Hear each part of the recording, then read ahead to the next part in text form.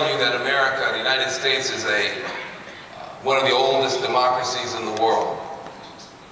I love my country, but that in fact is not a true statement about our republic. We were an apartheid regime until just a very short time ago. And my father was born essentially under apartheid in the United States. He grew up in crushing poverty, and he decided that the only way out for him, a black man, in an apartheid situation was to join the military in the middle of a war. But he was so committed to getting out of poverty that he joined the military. He became a police officer, a cop in the military. And then he came back home. When he came home, he put himself through college, but he didn't stop there. He then put his little brother through college. He didn't stop there. Then he put his cousin through college.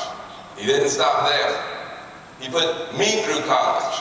He didn't stop there. He put my sister through college. And he, through his effort, was able to get his entire family out of poverty. An extraordinary success. And I miss him. And I wish I had him to rely on for counsel today. But he gave me one piece of advice. Here I was, having been born in '68, the year when they tried to kill hope in America. He held me in his arms. He made a commitment to me. And just 21 years later, I was accepted to go to Yale Law School. Perhaps the #1 law school in our country, a place he would never have been even allowed to visit. I was going to enroll, and we had a big party. We had a big celebration. We had all of my relatives, and they all came, and they all hugged me, and they all cried, and they said, "You're going to do such great things. You're going to be a great man. We knew it when you were little." Of course, they didn't know it. We always knew you. And my father watched all of this with a scowl on his face. He finally summoned me out of the house. He took me around the back. And he said to me, he said, "Son, you have passed me up." You may not have that expression in Spanish. You've exceeded me. You've gone past me now. I'm here. You're going here. You've passed me up.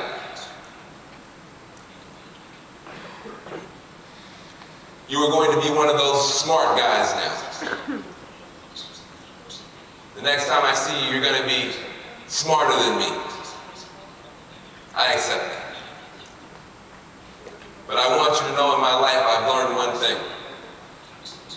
There are two kinds of smart people in this world. They're the smart people who take very simple ideas, very simple things, and make them sound very complicated to enrich themselves. And there are smart people who take very complicated things and make them sound very simple to empower other people. You're going to be one of those smart guys. I want you to be one of those kind of smart guys. Bring the knowledge back and try to empower people. And that's what I've tried to do in my life.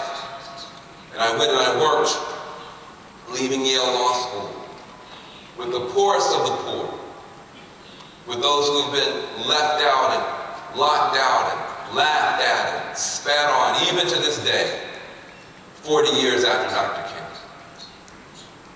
I worked with the children who are incarcerated, who are put in prison in such large numbers in America. See, I was at Yale.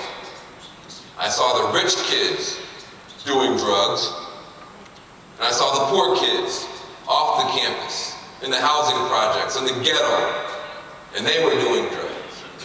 Same age group, same drugs. But when the rich kids got in trouble, They got to go to rehab.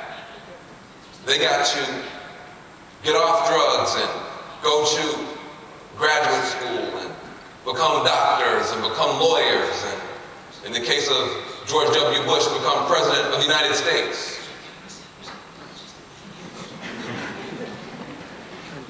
The rich kids, when they did drugs, when they broke the rules, when they got in trouble, they got a second chance. But not in my country, not the poor kids. Same age group, same city, same drugs. They would go to prison.